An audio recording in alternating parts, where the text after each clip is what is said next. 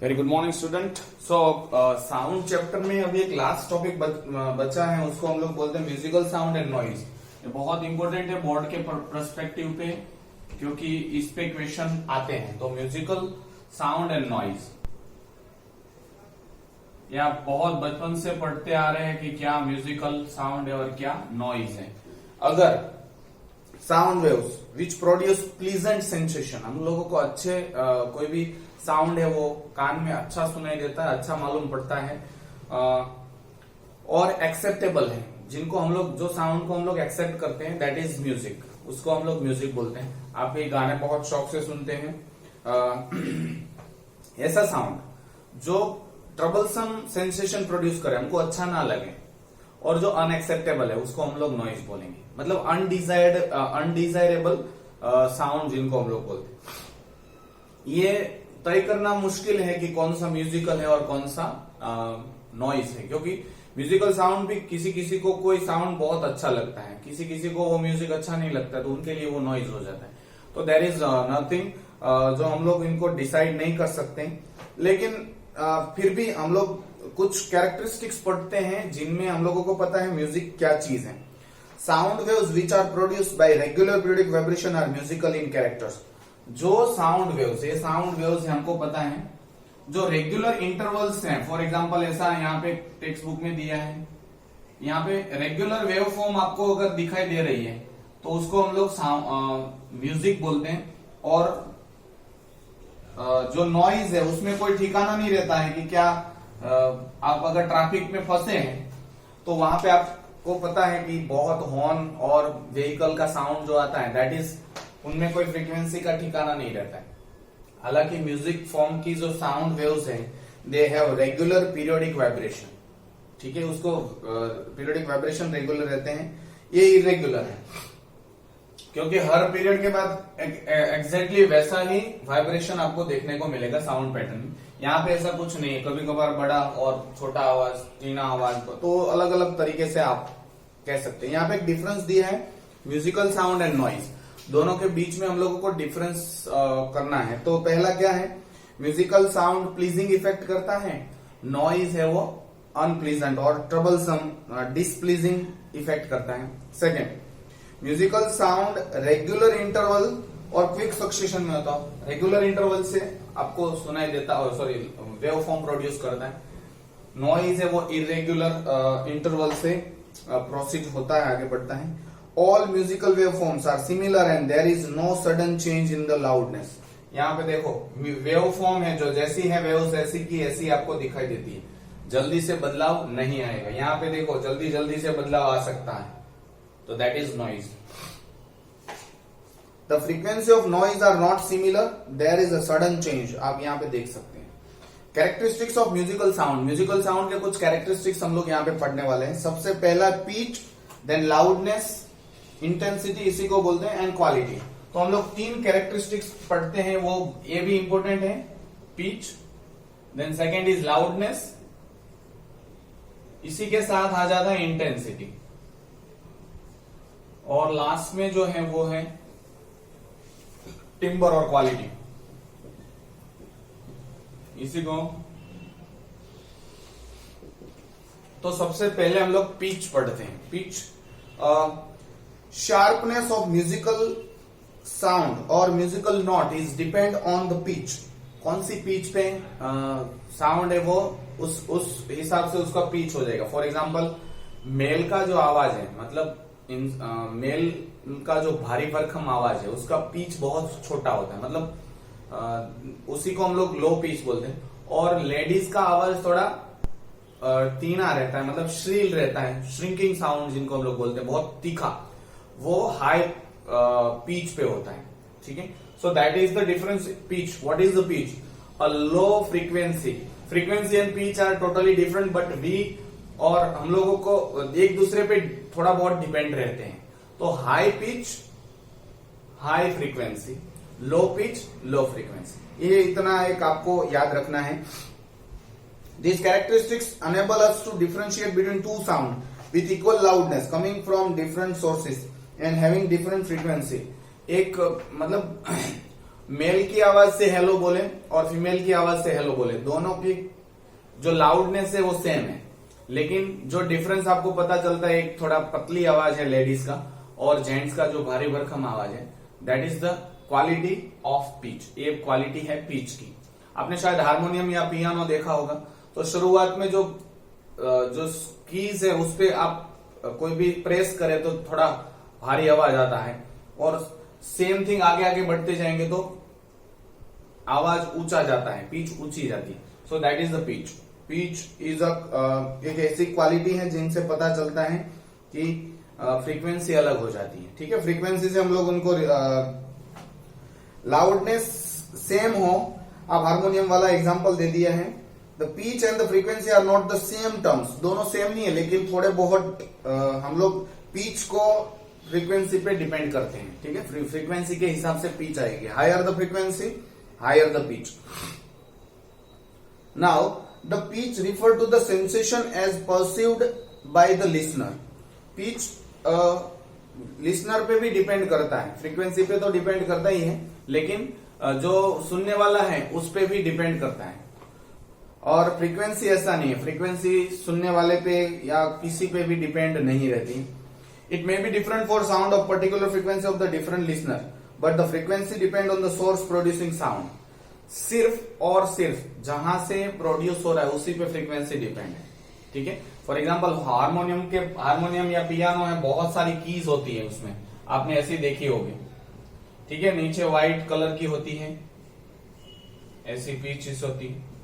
तो आपने ये अगर प्रेस किया तो उसकी आवाज जो आएगी दैट इज ये उसका फ्रीक्वेंसी सेम रहेगा। ठीक है, अगर आप यहां पे भी सेम आ जाता है। ठीक है, ऐसा आपने देखा भी होगा, सेम कीज आती है, यहां पे भी दो है तो यहां पे भी दो। यहां पे अगर प्रेस करोगे तो हाई पिच हो जाती है, मतलब हाई फ्रीक्वेंसी हो जाती है। लेकिन यही साउंड अगर आपने बहुत बुजुर्ग लोगों को सुना है तो उसको सुना ही नहीं देगा।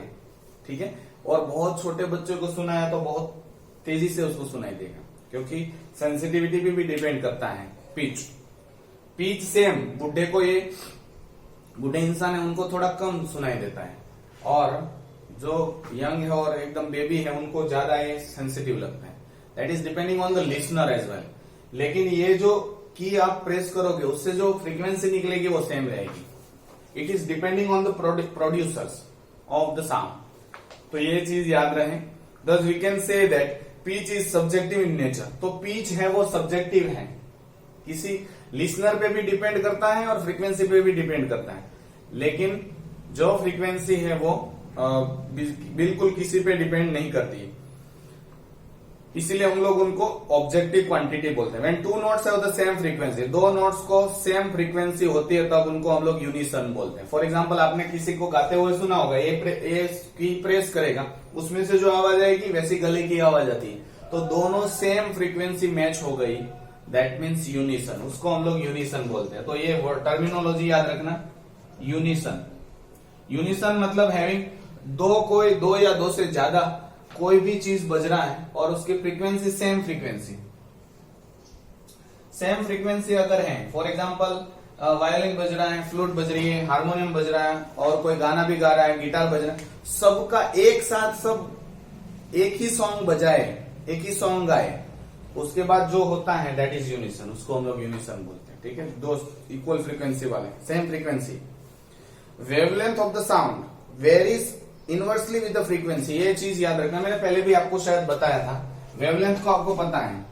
ठीक है, यहां से यहां के बीच का डिस्टेंस को भी वेवलेंथ बोलते हैं, इसके बीच का डिफरेंस भी वेवलेंथ बोलते हैं, इसके बीच का डिस्टेंस भी वेवलेंथ आता है। वेवलेंथ को हम लोग लैम्बडा से रिप्रेजेंट करते हैं। ठीक है, तो frequency is inversely proportional to the wavelength. जितनी वेवलेंथ ज्यादा उतनी फ्रीक्वेंसी कम। ठीक है, उल्टा वेवलेंथ जितनी ज्यादा फ्रीक्वेंसी कम ही आएगी। आप इससे अंदाजा लगा सकते हो कि आपको 100 मीटर्स कवर अप करना है, अब बड़े बड़े स्टेप से जाओगे तो कम स्टेप होंगे, दैट इज फ्रीक्वेंसी।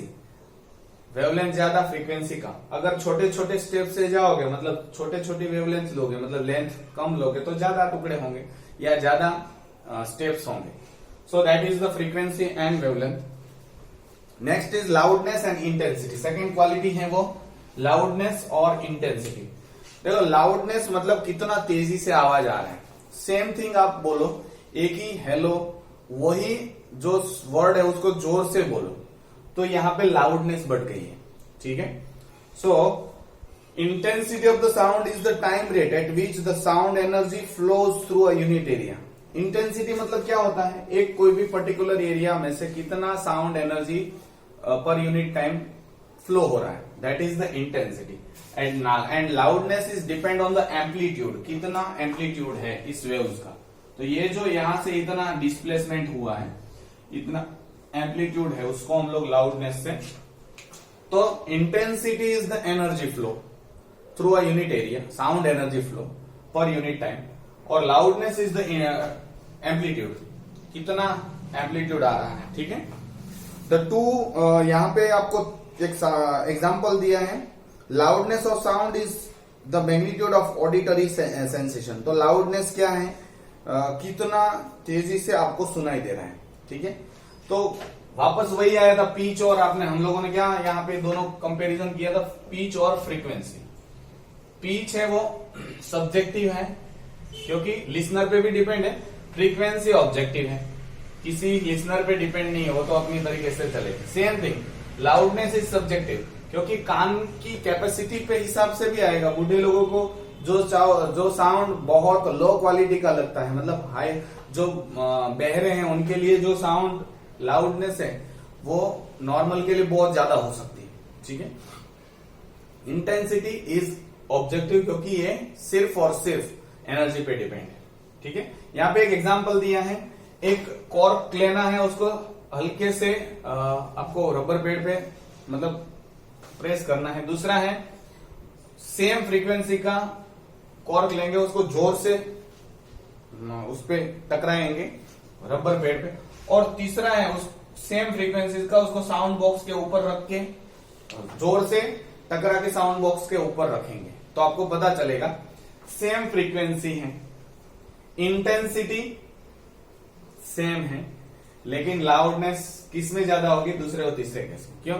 क्योंकि ज्यादा एयर जो है उसको वाइब्रेट करवा पाएगा, ये भी ज्यादा एयर को वाइब्रेट करवा पाएगा क्योंकि बहुत इसके साथ भी एयर है और ये बहुत तेजी से हम लोगों ने उसको स्ट्राइक किया था, इसलिए।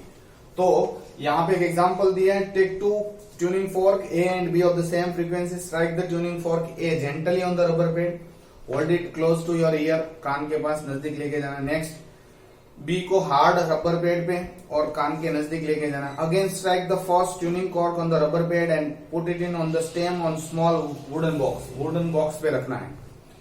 तो क्या होगा, मोर यहाँ पे क्या होगा, in case sound heard but loudness of the sound is more in second and third case. Second और थर्ड केस में लाउडनेस ज्यादा होगी, क्यों? मोर air is disturbed in the second and third case, in the first case. यहाँ पे air जो disturbance हुई है वो ज्यादा हुई है इसके कंपैरिजन में, फर्स्ट के कंपैरिजन में, ठीक है। When it is struck hard and made to transmit its vibration to the larger surface of the wooden box or door, they vibrate in unison. मतलब इनको जोर से हम लोगों ने स्ट्राइक किया तो यूनिसन, अभी मैंने यहाँ पे लिखा था सेम फ्रीक्वेंसी हो जाएगी इसकी और जो एयर है उसकी, या इसकी और साउंड बॉक्स की या टेबल की, तो उसकी वजह से बहुत ज्यादा साउंड आ जाएगा, ठीक है। Resulting in loud sound. Difference in loudness is obviously due to the difference in the amplitude of vibration in the two situation. यहाँ पे लाउडनेस क्यों अलग अलग है? क्योंकि दोनों का जो एम्पलीट्यूड वो डिफरेंट है। सेम है, फॉर एग्जांपल अगर आप सोचो कि कोई एक वेव्स मैं यहाँ पे ड्रॉ करूंगा, सेम वेव्स, ठीक है, एक वेव्स ऐसी है,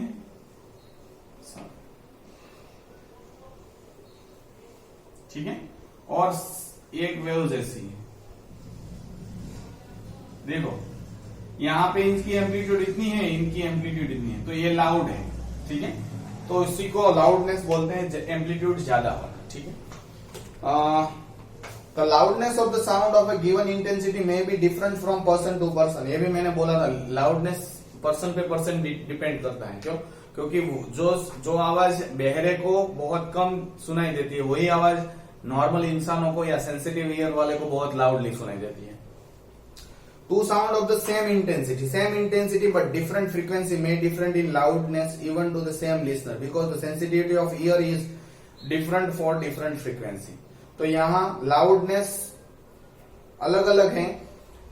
टू साउंड सेम इंटेंसिटी वाले, सेम आवाज, लेकिन फ्रीक्वेंसी अलग अलग कर दो, एक ऊंचा और एक थोड़ा नीचा आवाज, ठीक है, पिच वाला। एक ही लिसनर को, सेम लिसनर को अलग अलग सुनाई देगा। क्यों? क्योंकि सेंसिटिविटी, ईयर हमारा रिस्पॉन्ड करेगा। किसी ने आप बहुत दूर है और आप किसी ने आपका नाम लेके बुलाया तो आपको सुनाई नहीं देगा। सेम नाम, सेम इंटेंसिटी, फ्रीक्वेंसी बढ़ा दी, पिच हाई कर दी और तीनों आवाज में बोले तो तुरंत आपको सुनाई देगी, ठीक है। आपको पता है वो जो विसल आती है उसमें बहुत हाई फ्रीक्वेंसी होती है, इसीलिए वो ब्लो करते तो सब जगह पे सुनाई देती है, ठीक है। The sensitivity is maximum at frequency of 1 kilo hertz, मतलब 1000 हर्ट्ज जो फ्रीक्वेंसी है। फ्रीक्वेंसी मैंने पहले भी बताया था, नंबर ऑफ वाइब्रेशंस और नंबर ऑफ ऑसिलेशन पर सेकेंड। अगर 1000 है तो बहुत मैक्सिमम होगा, ठीक है, सेंसिटिविटी हमारा कान की। So loudness is subjective quantity while the intensity being measurable. So ये है, वो है ऑब्जेक्टिव क्वांटिटी। ये पूछते हैं factor affecting controlling intensity of the sound. Intensity मतलब एनर्जी को कंट्रोल करने के लिए बहुत सारे यहाँ पे फैक्टर्स लिखाए गए हैं। सबसे पहले है amplitude. Amplitude is directly proportional to the intensity. तो फर्स्ट साउंड है intensity is directly proportional to amplitude, ठीक है। जितना एम्पलीट्यूड ज्यादा उतनी इंटेंसिटी ज्यादा, ठीक है। Second, distance.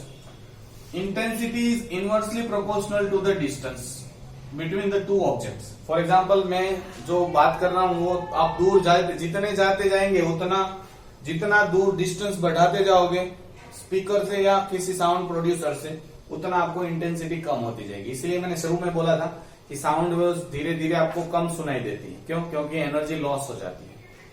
तो intensity is inversely proportional to the distance. तो जितना ज्यादा डिस्टेंस उतनी इंटेंसिटी कम। Next is density of the medium. मैंने ये भी बताया था कि इंटेंसिटी या साउंड वेव्स हैं वो फटाफट डेंसिटी पे भी डिपेंड करता है। सबसे फास्ट किस में भागता है? मैंने बोला था सॉलिड में। तो सेम थिंग यहां पे अप्लाई कर सकते हो। इंटेंसिटी और density of the medium. Intensity is directly proportional to the density of the medium in which the sound has originate. जहां पे साउंड ओरिजिनेट हुआ है उसकी डेंसिटी पे भी डिपेंड है इंटेंसिटी, ठीक है। इसीलिए आपने कान में ऐसा, मतलब आप वो फर्श पे पता है टेबल पे ऐसे करके हल्का सा आप टक करते हो तो कितना तेज सुनाई देता है। दैट इज इंटेंसिटी बहुत ज्यादा है। लेकिन उसी को आप एयर में सुनो तो कम सुनाई देता है, मतलब उसकी इतनी एनर्जी फ्लो नहीं हो पाती। So that is the density and intensity relationship. Next is loudness of the sound depend on the intensity of the sound waves as well as on the response of the ear which depend on the frequency. तो loudness, next, loudness is depend on intensity तो होता ही है, लेकिन person की hearing ability पे भी loudness depend रहता है, ठीक है। अगर आप बहुत बुरे ट्रैफिक में फंसे हो, मैं हल्के से आपको नाम पुकारूंगा तो नहीं सुनाई देगा आपको, लेकिन वही आवाज से मैं रूम में आपको पुकारूंगा तो तुरंत सुनाई देता है। सो पर्सन टू पर्सन उसकी लाउडनेस पे डिपेंड रहता है। Sound waves of the same intensity but of different frequency usually have different loudness. और जो तीनों आवाज में बोलते हैं ना, कोई आपको बहुत हैवी इंसान, बहुत बूढ़ा इंसान या बड़ा इंसान आपको बुला रहा है, मेल बुला रहा है, आपका ही नाम बोल रहा है, ठीक है, तो बहुत फ्रीक्वेंसी बहुत कम होती है क्योंकि पिच बहुत लो होगी। और सेम थिंग छोटा बच्चा आपको पुकार रहा है तो आपको किसकी आवाज जल्दी से मतलब सुनाई देगी क्लियरली? वो पिच वाले की, मतलब जो छोटा बच्चा है, क्योंकि उसकी हाई पिच होती है, फ्रीक्वेंसी ज्यादा होगी। नाउ यहाँ पे intensity and loudness are not the same. तो इंटेंसिटी और लाउडनेस सेम नहीं है। यहाँ पे भी मैंने बोला था ये वाला सब्जेक्टिव है, ये वाला objective. It is the energy flows through unit area per unit time. और ये वाली चीज है वो है कितना तेजी से, एम्पलीट्यूड्स, मैक्सिमम डिस्प्लेसमेंट है, right. Intensity and loudness are not the same. Intensity depend on the energy and it is independent of response of ear. Intensity energy पे डिपेंड है, रिस्पॉन्स पे नहीं। किसी को नहीं सुनाई देता है तो भी ठीक है, लेकिन इंटेंसिटी तो सेम की सेम रहेगी। While loudness depend on the energy as well as on the response of the ear. ये इस पे डिपेंड है, एनर्जी पे तो डिपेंड है ही लाउडनेस, लेकिन ईयर पे भी डिपेंड है, इसीलिए इसको हम लोग सब्जेक्टिव बोलते हैं। Now measures of loudness of sound, sound का कितना लाउडनेस है, कितना तेजी से साउंड सुनाई देता है, उसको मेजर करने के लिए हम लोग इस्तेमाल करते हैं डेसिबल, डीबी, ठीक है, जिनको हम लोग बोलते हैं डेसिबल, ठीक है। ह्यूमन, नॉर्मल ह्यूमन हम लोग सुन सकते हैं 10 डीबी से 180 डीबी, इतना साउंड हम लोग नॉर्मली, हमारे ईयर की रेंज है, इतना लाउडनेस सुन सकते हैं। हम लोगों को ये एक टेबल दिया है 50 to 60, ये नॉर्मल होता है, जो हम लोग बात करते हैं वो 50 to 60 डीबी होता है, नॉर्मल जो हम लोग टॉक करते हैं, ठीक है, थोड़ा नजदीक से। 80 के पार, मतलब 80 डीबी के बाद आपको कान में प्रॉब्लम होगा, मतलब इट क्रिएट सर्टेन पेन, तो आप ऐसा कान बंद कर जाओगे, ठीक है। तो यहाँ पे loudness of the sound is measured in the decibel, तो लाउडनेस कितना है वो डीबी पे हम लोग मेजर करते हैं, दैट इज डेसिबल। तो 1 decibel is defined as the change in the loudness of sound when its intensity increased by 26%। अगर 10 dB से बात कर रहे हैं और 11 dB करना है, तो जितना भी एनर्जी था, फॉर एग्जांपल 100 एनर्जी थी, तो यहाँ पे 126 हो जाएगी, ठीक है, एनर्जी की बात कर रहा हूं। तो 26% increase in the intensity of the sound, that is known as 1 dB। 1 dB मतलब 26% इंक्रीज होना, ठीक है, पहले 100 था 126 हो गया, तो 26 इंक्रीज हुआ, मतलब 10 से 11 dB होगा, ठीक है। तो नॉर्मली हम लोग 50 to 60 है, वो it is between 50 to 60। Human ear जो साउंड है वो 10 to, मैंने लिख दिया 180 dB तक पिकअप कर सकता है। 50 to 60 वो नॉर्मल टॉक है। Normal human being can tolerate loudness of 80 dB तक हम लोग टॉलरेट कर सकते हैं, ठीक है। उसके बाद हम लोगों को पेनफुल कंडीशन हो जाएगी और it can create health problem as well. यहाँ पे एक टेबल दिया है और बहुत सारी फ्रीक्वेंसी दी है। देखो, सबसे पहला विस्परिंग, मतलब हम लोग जो कान में धीरे धीरे बोलते हैं, that can be 10 to 25 dB है, जस्ट ऑडिबल, सिर्फ सुनाई देता है। उसके बाद रेडियो और टीवी लो वॉल्यूम पे हैं 30 to 40, हम लोग घर में टीवी थोड़ा लो वॉल्यूम में देखते हैं, तो quite Audible, comfortable sound. Conversation जो बात करते हैं moderately loudness sound. Light vehicle जो 2 व्हील है वो 60 to 70 थोड़ा लाउड रहता है।